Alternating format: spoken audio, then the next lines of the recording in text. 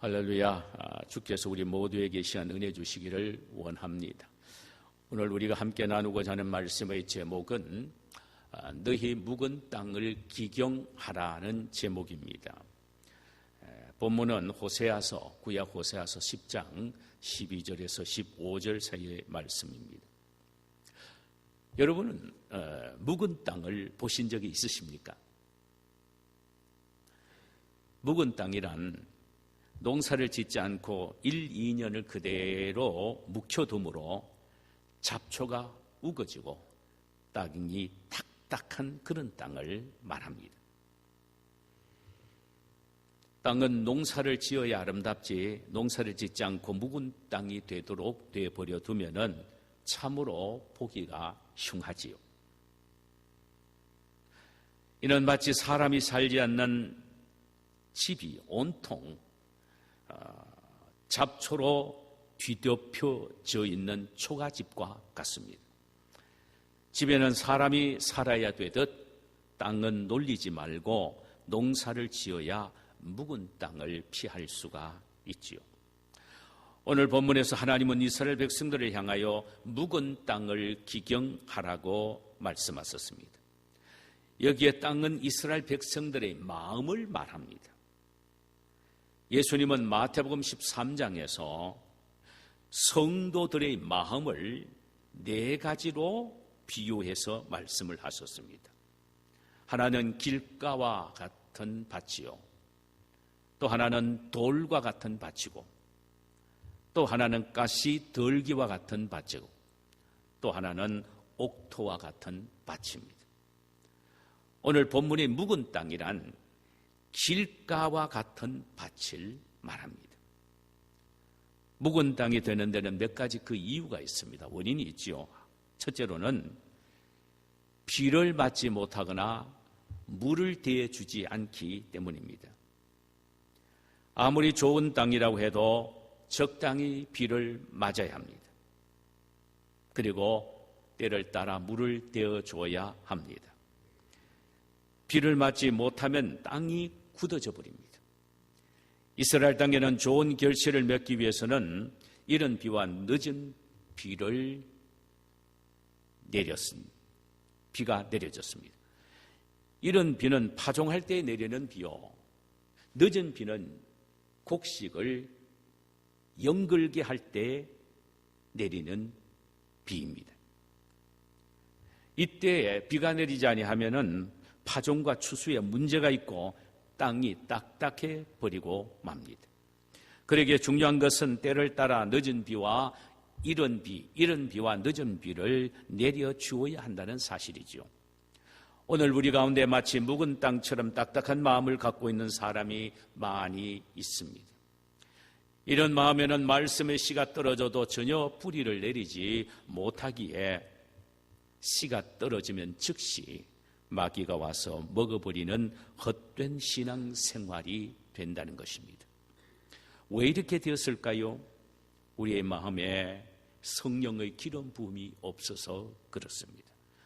우리의 마음에는 영적인 비인 성령의 기름 부음의 역사가 늘 있어야 합니다. 그래서 우리가 끊임없이 사모해야 될 것은 주여 나에게 성령의 기름을 부으소서, 성령의 단비를 내려 주옵소서라고 기도해야 합니다. 그래야만이 마음의 밭이 굳어지지 않고 촉촉해질 수가 있기 때문입니다. 그 마음의 밭에다가 말씀의 씨가 떨어지면은 그저 깊이 뿌리를 내려 아름다운 열매를 맺는 곡식으로 자랄 수가 있는 것입니다. 둘째로 땅을 갈아엎지 않아서 묵은 땅이 되어버리고 맙니다. 땅이 굳어지지 않도록 자주 갈아엎어 주어야 되지요. 올해 농사 짓지 않는다고 해서 그대로 내버려 두면 안 됩니다. 올해 한 해를 묵힌다 하더라도 땅만큼은 쟁기로 갈아엎어 주어야 합니다. 이스라엘 백성들은 안식년이라는 것이 있었습니다. 7년에 한 번씩 모든 것을 쉬게 합니다. 여기에는 땅도 예외는 없습니다. 농사 짓는 땅도 1년은 쉬게 합니다. 그런데 놀라운 것은 아무리 농사를 짓지 않고 땅을 쉬게 한다 할지라도 반드시 전기로 갈아엎어주는 일을 했습니다. 그래야 기름진 땅을 그대로 유지할 수가 있기 때문이죠. 이것은 우리에게 무엇을 말씀하고 있습니까? 영적으로 참으로 묵은 땅이 되지 않기 위해서는 경건 훈련을 게을리하지 말라는 말씀입니다. 여러분들 다 아시겠습니다만 코로나 바이러스 시대가 벌써 1년이 넘었지요. 자, 이러니까 성도들이 모이는 것도 어쩔 수 없이 못 모이게 되고, 그러니까 우리 모임도 못 모이고 수요 예배도 못 모이고 하여튼 여러 가지 모이지를 못하고 있습니다. 그러니까 자연적으로 영적 경건 훈련이 게을러질 수도 있습니다. 이때 사실 가장 긴장하고 답답해하는 것은 목회자입니다. 이런 상황인데 어떻게 하면 좋겠는가? 어떻게 하면 이들이 하나님의 말씀을 좀 더 가까이 할 수 있게 만들고 하나님과 점점 교제하는 그런 현장으로 나아갈 수 있도록 격려해 줄 수 있을까? 그래서 실제로 모여서 하는 것보다는 훨씬 효과가 없지기는 하지만 그래도 방법이 없으니까 줌을 통해서라도 성경 공부를 하고 있는 것입니다. 줌을 통해서라도 수요 예배라도 드리라고 그죠? 유튜브를 통해서라도 그저 수요 예배라 드릴 수 있도록 하기 위하여 그렇게 하는 것입니다. 그건 마저도 안 하면은 나도 모르게 영적으로 흐릿해지고 아둔해지게 되는 것입니다. 그러므로 우리는 경건 훈련에 힘을 써야만 마음이 밭이 딱딱해지지 않고 부드럽게 될 수가 있는 것입니다. 묵은 땅이 되지 않도록 하기 위하여 막기 위해서 늘 경건 훈련을 열심히 해야 하는 것입니다. 세 번째로는 관리를 잘못해서 묵은 땅이 되는 것입니다. 묵은 땅을 다른 말로 하면은 농사를 지을 수 없을 정도의 굳은 땅을 말하며 씨를 뿌려보았자 결실하지 못하는 영양가 없는 박토를 의미하죠. 왜 이렇게 되었을까요? 관리를 게을리해서 그렇습니다. 원래는 옥토밭이었으나 관리를 잘못하고 게을리하게 되면은 박토로 변해지게 됩니다. 저는 시골에서 자라면서 이런 것을 많이 보았습니다. 많이 보았습니다. 저희 집은 동리에서 꽤 떨어져 있는 그야말로 한 200m쯤 떨어져 있는 동리 복판에서 200m 이상 떨어져 있는 저 산비탈에 그저 그런 집으로 우리 할아버지가 지어서 저희들이 거기서 살았습니다. 근데 그 앞에는 저희 작은아버지가 되는 삼촌의 큰 밭이 있습니다. 근데 그 밭을 다닐 수가 없잖아요. 그래서 밭을 피해서 제 길로 가려고 하면은 그건 직경이 한 200m가 되는데 돌아가려면 한 400m는 쭉 갈 겁니다. 그만큼 독립 마실로 가려면은 거리가 멀었어요. 여름이면 별 문제가 아닌데 겨울 되면은 얼마나 시골 바람이 생생 춥습니까? 그래서 돌아오는 길을 택하지 않고 아예 삼촌 밭을 가로지릅니다. 뭐 한 번, 두 번 다니는 건 별 문제 없지만은 여러분 계속해서 하루에도 몇 번 다닌다고 생각해 보세요. 제가 다녀서 길을 만들어 놓으면은 제 누나가 다니고 우리 집이 멍멍이 개 2마리도 나를 따라서 계속 글로 다닙니다. 그래서 저희 삼촌이 저희 집에 와서 야단을 쳤습니다. 앞으로 절대로 그러지 마라. 다니지 마라. 길 놔놓고 왜 글로 다니냐. 그런데 추운데 사실 그래 놓고는 그러면 뭐 겨울에 추우니까 어떡합니까? 밤에 동네 마실로 갔다 올 때도 골로 살짝 오고 또 갈 때도 골로 살짝 가고. 그래서 삼촌이 나중에 말을 안 들으니까 가시 덤불을 가져와가지고 거기다 막아놨었어요. 그래서 제가 가시 덤불을 치워버렸습니다.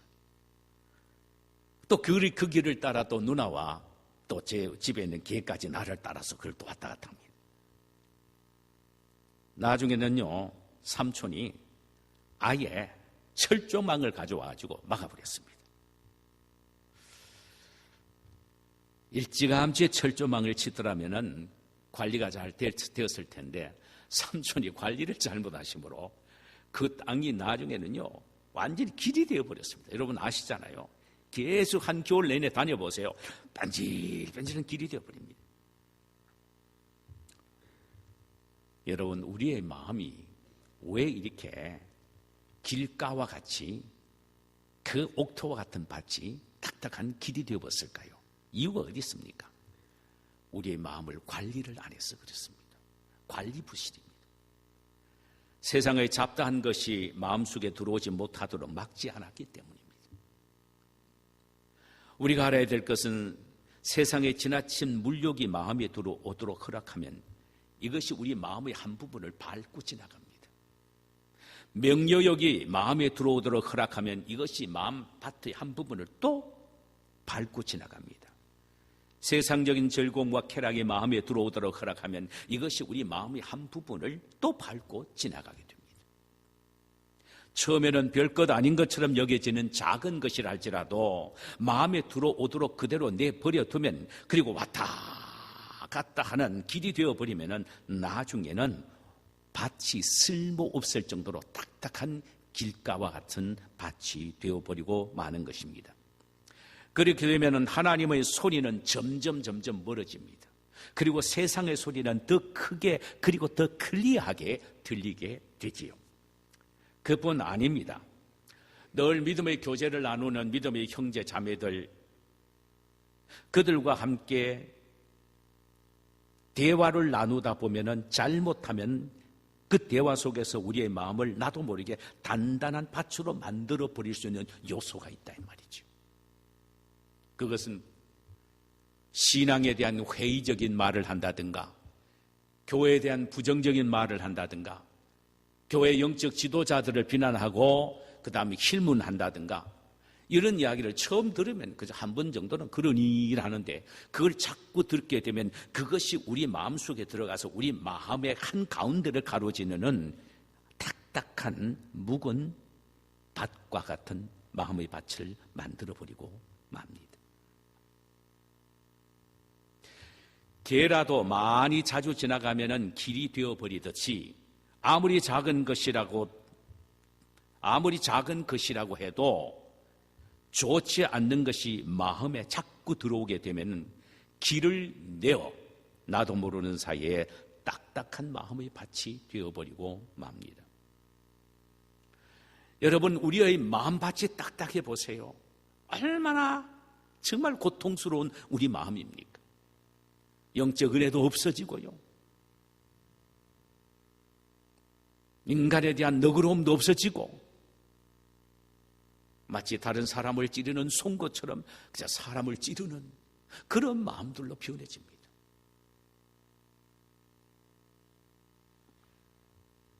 그러므로 우리는 우리에게 유익되지 않는 말을 듣는 일에 있어서 귀를 막아야 하고 마음의 자물쇠로 잠궈 철저히 보호할 수 있어야 합니다.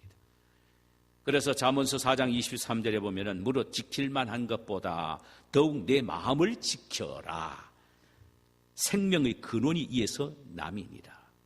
이 말은 우리의 생명은 근원은 마음이 있다는 것입니다. 마음을 빼앗겨버리면 생명을 빼앗겨버린 것과 동일한 것입니다. 그래서 우리가 신앙생활에서 마음의 평강을 누리고 마음의 기쁨을 누리잖아요. 평강과 기쁨은 좌소가 어디냐? 그게 머무른 곳이 어디냐? 마음입니다. 이 마음이 은혜스럽고 부드러울 때 평안과 기쁨을 누리게 되는 것입니다. 그러나 마음이 딱딱한 밭이 되어버리면 평안도 기쁨도 다 잃어버립니다. 얼마나 슬픈 일입니까? 그래서 내 마음을 지켜라. 생명의 근원이 이에서 나니라 라고 말하고 있습니다. 네 번째로는 풍요로움에 의한 자만심이 우리 마음을 묵은 땅이 되게 합니다. 풍요로움에 의한 자만심. 제가 한국에 있을 때 있었습니다. 아마 여러분들도 아마 기억나실지 모르겠습니다. 어느 해에 농사가 너무 잘 되어서 쌀이 많으니까 나라 정책이 쌀 넣어서 술을 담궈 먹어라, 그렇게 이야기를 했습니다. 그리고 그 해에는 먹을 것이 너무 풍족하니 또 농사를 지어 거둬들이면 쌀이 상할 수가 있으니까 타작을, 농사를 반만 지어라, 반은 그대로 두고 반만 지어라 그랬습니다. 농사를 다 지어서 쌀을 거두어들이면은 결국은 작년 쌀은 또 썩어내버릴 수가 있고, 또 그때에 젊은이들이 다 도시로 나왔기에 농사를 짓는 일손이 모자라기 때문에 그렇게 하라고 권장을 했습니다. 그런데 문제는 그 다음 해에 일어났지요. 농사를 짓지 않고 놀린 땅은 잡초가 묵성하여 아주 박토가 되어버리고 말았습니다. 그때 어느 농림부 산하 한 말단 직원이 참 기가 막힌 말을 해서 그때에 신문에 연재로 난 적이 있습니다. 그것은 뭐냐면은 우리 조상들이 사용했던 지혜로운 농사법이라는 제목으로 연재로 신문에 냈습니다. 거기 보면 이런 이야기였습니다. 예로부터 농사꾼은 상농, 중농, 하농으로 구분이 되었다. 상농은 땅을 잘 가꾸는 논사꾼을 말한다. 땅을 기름지게 하기 위하여 노력하고 설령 올해는 농사를 짓지 않는다고 해도 상농은 반드시 땅이 굳어지지 않도록 땅을 갈아 제쳐 놓는 일을 했다. 중농은 곡식 자체를 잘 가꾸는 농사꾼이다. 이들은 때를 맞추어서 김매기와 약을 치는 일을 아주 잘해서 농사를 잘 소출이 풍성하게 만드는 사람들이다. 그런데 하농은 게으른 농사꾼을 말한다. 이들은 노름에 미쳐 밭을 갈아 옥토를 만들지도 않았고 씨를 제대로 뿌리지도 않고 빈둥빈둥 놀며 노름만 했었다. 그러면서 그런 결론적으로 이렇게 나라의 정책을 꼬집습니다. 자고로 우리 조상은 하농을 악으로 여겼다. 그런데 작금의 우리 농민들은 하농들이 되어버리고 말았다. 누가 이렇게 만들었는가? 정부가 그렇게 만든 것이다. 농사가 좀 잘 되었다는 자신만의 자만심이 상농의 농민들을 하농의 농민으로 전락해 했다라고 했습니다. 참 뼈있는 말이죠. 호세아 선지자가 이 글을 쓸 당시의 이스라엘 백성들의 시대 상황이 이와 똑같았습니다. 때는 여로보암 2세가 이스라엘을 통치하고 있었을 때입니다. 북쪽 이스라엘이 가장 부강했던 때는 바로 여로보암 2세 때였습니다. 정치적으로는 안정이 되었고 경제적으로는 상아로 만든 침대에 뒹굴 정도로 부했습니다. 태평스럽고 배가 부르니 그들에게는 하나님이 보이지 않았습니다. 마음은 교만해졌고 삶의 앞시움이 전혀 없었습니다.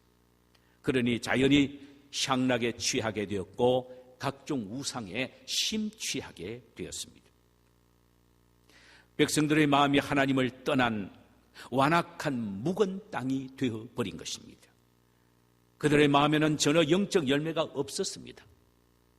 보다 못하신 하나님이 선지자 호세아를 통하여 이스라엘 백성들에게 최후 통첩을 받았었습니다. 너희 묵은 땅을 기경하라.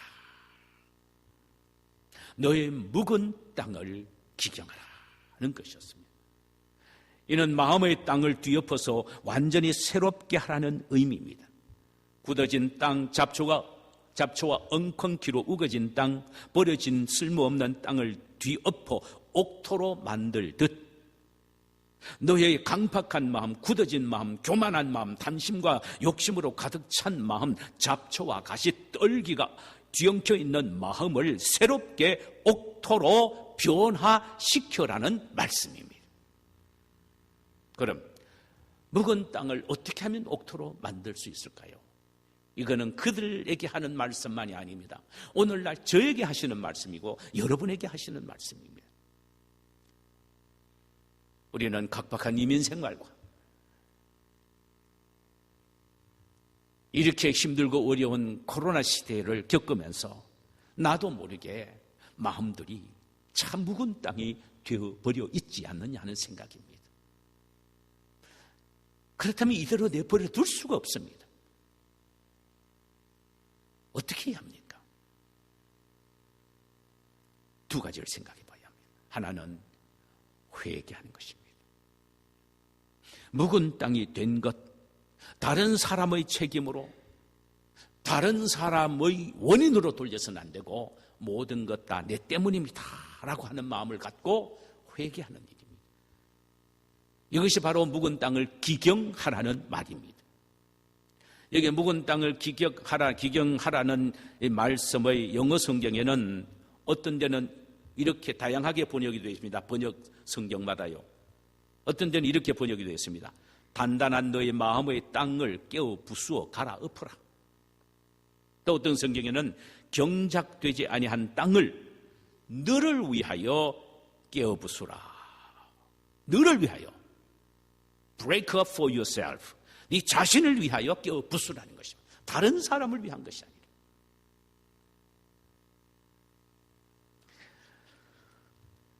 기경하라는 말은 깨어 부수라는 의미입니다. 딱딱해져서 도대체 씨를 뿌려보아자 뿌리가 땅속에 들어가지 못하는 굳은 땅이 되어버린 너희 마음을 아예 깨어 부수어서 가루를 만들어라는 것입니다. 이는 철저히 회개하라는 의미죠.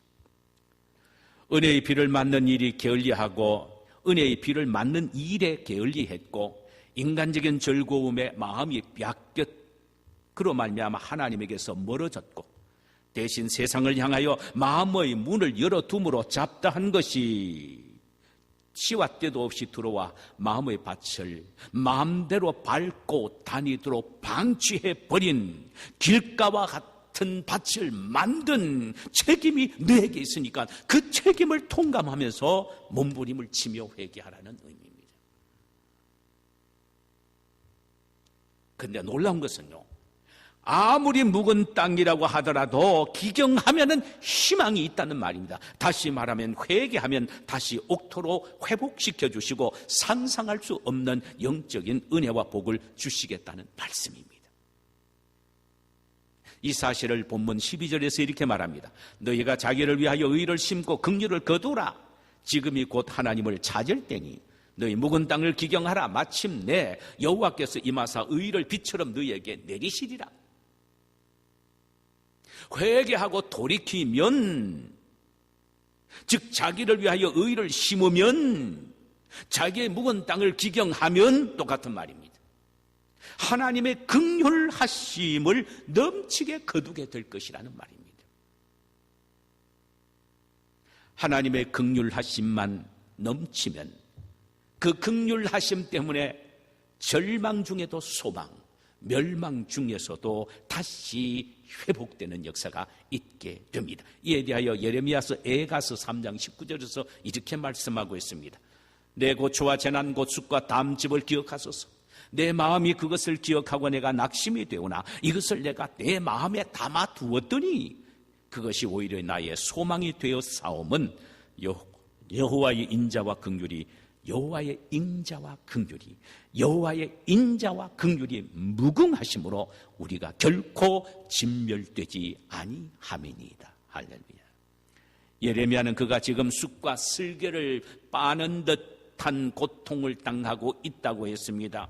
그러나 그 가운데서 하나님의 무궁한 긍휼과 은혜가 있기에 결코 그는 진멸되지 아니한다고 고백합니다. 하나님의 긍휼은 누구에게 임합니까? 넘치는 하나님의 긍휼, 무궁한 하나님의 긍휼은 누구에게 임합니까? 회개하는 사람에게 임합니다. 회개하고 하나님의 긍휼을 구하는 사람에게 임합니다. 그래서 본문에서 호세아 선지자는 회개하면 하나님의 긍휼을 거두게 된다라고 말하고 있지 않습니까? 또 회개하면 마침내 그가 임하사 의를 비처럼 내리신다라고 말하고 있습니다. 여기 의는 뭐냐? 구원을 말합니다. 구원. 그렇다면 회개하여 묵은 마음의 밭을 기경하면 우리의 구원자가 되시는 예수님께서 우리의 마음에 오셔서 구원의 은혜를 소낙비처럼 부어주시사 인생의 어떤 어려운 고통과 역경 속에서도 우리를 다시 이렇게 세우심으로 구원의 영광과 능력을 경험케 해주신다는 말씀입니다. 할렐루야. 그럼 언제 우리의 묵은 땅을 기경해야 합니까? 오늘 본문에 보니까 굉장히 촉박하고 시급한 시제를 말씀합니다. 그것은 뭐냐? 지금이 곧 여호와를 찾을 때니 너의 묵은 땅을 기경하라. 하나님을 찾을 때에 하나님은 만나주시는 것입니다. 그런데 그때가 언제냐? 바로 지금이라는 것입니다. 하나님을 만날 수 있는 첫 번째 단계가 우리의 마음의 묵은 땅을 기경하는 것입니다. 하나님은 내 자신의 죄를 가슴치며 애통하고 회개하는 사람에게 찾아오셔서 가까이 하시고 은혜를 베풀어 주십니다. 이 일을 언제 해야 되느냐? 지금입니다. 호세의 말을 듣는 바로 지금이요. 묵은 땅을 기경하라는 설교를 듣는 바로 지금 이 시간. 바로 이 시간에 묵은 땅을 기경하는 결단이 있어야 한다는 말씀입니다. 놓쳐버리면 땅은 더 무거워져서 갈아제치기가 더 힘이 들기 때문입니다. 만약 하나님의 이 말씀을 듣고도 묵은 땅을 기경하지 아니하면은, 회개하지 아니하면 어떤 폐해가 있다고 했습니까? 오늘 본문 13절을 보십시다. 악을 밭가라 죄를 거두고 거짓 열매를 먹는다 그랬습니다. 회개의 기회를 놓쳐 회개치 아니하면 결국은 그 인생이 악을 심어 죄를 거두어 드린다라고 말합니다. 종국적으로는 아무것도 얻지 못하는 헛된 인생이 된다라는 말입니다. 그래서 거짓 열매라고 말합니다. 열매가 없다면 헛된 인생이다. 14절에는 너희 백성 중에 요란함이 일어나며 내 산성들이 다 회파되며 어미와 자식이 함께 부셔진다라고 했습니다. 조용한 나라의 어느 날 적군이 쳐들어와서 온통 전쟁의 소용돌이로 몰아넣고 있다는 거예요. 그리고는 모든 요새들을 다 회파해버린다는 겁니다. 적군이 말이에요. 그 전쟁의 결과로 부모와 자식이 함께 부수어지는 비극이 초래된다는 것입니다. 그래서 호세아는 미루지 말고 바로 지금 기경하라고 말합니다. 너의 묵은 땅을 지금 기경하라고 말합니다. 그래야만이 하나님이 준비되어 있는 긍휼이 넘치게 부어져서 구원의 은혜를 소낙비처럼 맞게 될 수가 있다는 것입니다. 묵은 땅을 기경하는 또 하나의 방법은 성령의 충만함을 간구하는 것입니다. 성령입니다. 성령은 딱딱해진 우리의 마음을 부드럽게 해주십니다. 에스겔서 36장 26절에 보면은 새 영을 너희 속에 두고 새 마음을 너희에게 주되 너희 육신에서 굳은 마음을 제하고 부드러운 마음을 줄 것입니다. 굳은 마음을 제할 수 있는 것, 우리의 딱딱한 마음을 제거할 수 있고 부드럽게 할 수 있는 것은 성령이라는 것입니다.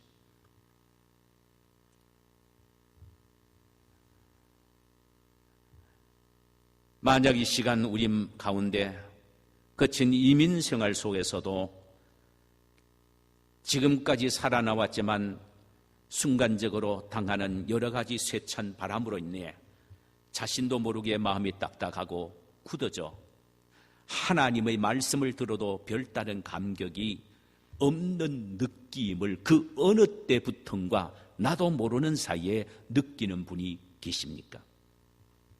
그대로 두어서는 안 됩니다. 성령만이 우리의 굳은 마음을 부드럽게 하실 수가 있습니다. 그러므로 우리는 성령의 충만함을 간구해야 되며 늘 성령의 기름 부음을 구해야 합니다. 그리하면 후히 주시고 꾸짖지 아니하시는 하나님께서 부어주시되 넘치게 부어주실 줄 믿습니다. 성령 충만은 제한이 아닙니다. 명령입니다. 성령 충만은 성도들이 반드시 받을 수 있는 특권이요, 성령 충만은 마땅히 받아야 할, 그래서 승리할 수 있기 위해서는 받아야 할 의무라는 것입니다.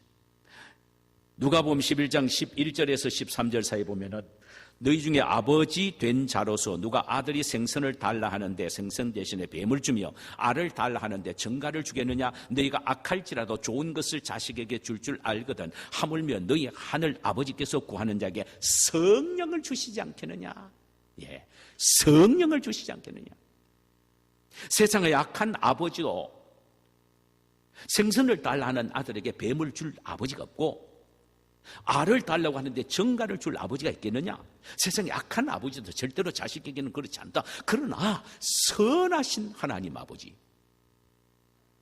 우리의 영원한 선하신 하나님 아버지는 세상의 악한 아버지보다도 훨씬 영광스럽고 은혜스럽고 선하신 하나님이신 우리 아버지는 우리에게 구하는 것을 주시되 거기에다가 성령까지 주신다는 말씀입니다.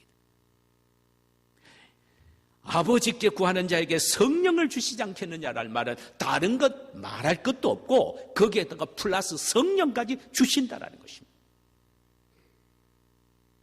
성령 충만을 받으면 우리의 마음이 부드러워집니다. 우리 이 시간 이 말씀 앞에 우리 자신을 한번 들여다 보십시다. 혹시 우리의 마음은 묵은 땅이 아닙니까? 마음의 묵은 땅을 기경해야 합니다. 뒤엎어 갈아야 한다는 말씀입니다. 기회는 지금 이 시간입니다. 나의 부주의와 잘못으로 묵은 땅이 된 것을 우리는 나 때문입니다. 용서하옵소서. 나의 묵은 땅을 주님이여 갈아엎어 주옵소서라고 기도하며 회개해야 합니다. 나의 마음을 부드럽게 하기 위하여 성령 충만을 주옵소서라고 기도할 수 있어야 합니다. 그리하면 하나님의 무궁하신 긍휼이 넘칠 것이며 하나님의 의를 비같이 내려주시는 축복을 받게 될 것입니다. 이런 은혜가 우리 모두에게 있기를 주님의 이름으로 축원합니다. 자, 우리 이 시간에 찬송 한 장 부르실까요?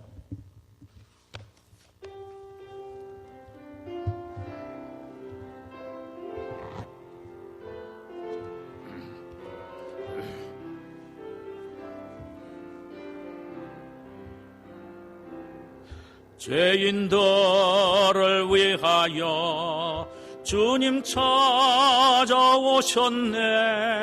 주 안에 생명이 있네.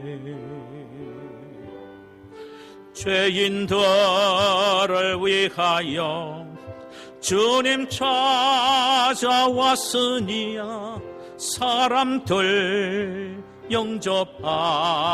영접하냈네. 예수 안에 생명 있네. 주님이 빛이 되시네. 예수 안에 생명 있네. 주님이 빛이 되시네. 주님 영접하는 자 하나님의 자녀요 주 안에 생명이 있네. 주님 앞에 오시오. 어서 빨리 오시오. 주 안에 생명이 있네. 예수 안에 생명 있네. 주님이 빛이 되시네. 예수 안에 생명 있네. 주님이 빛이 되시네. 후렴 한번 더 합시다. 예수 안에 생명 있네. 주님이 빛이 되시네. 아멘. 예수 안에 생명 있네. 주님이 빛이 되시네.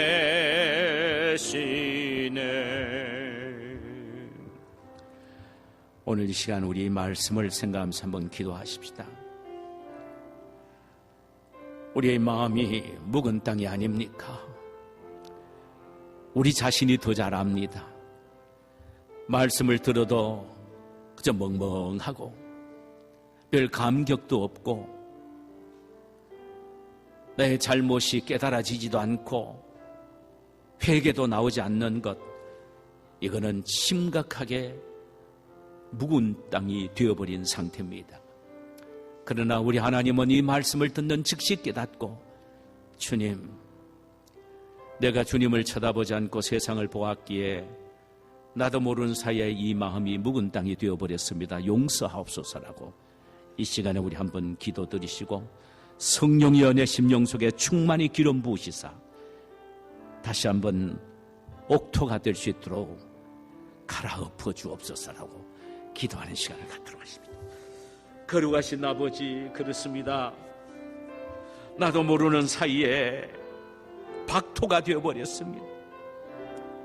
하나님의 말씀을 들어도 별 감각이 없고 별 느낌이 없고 회개하는 마음도 없고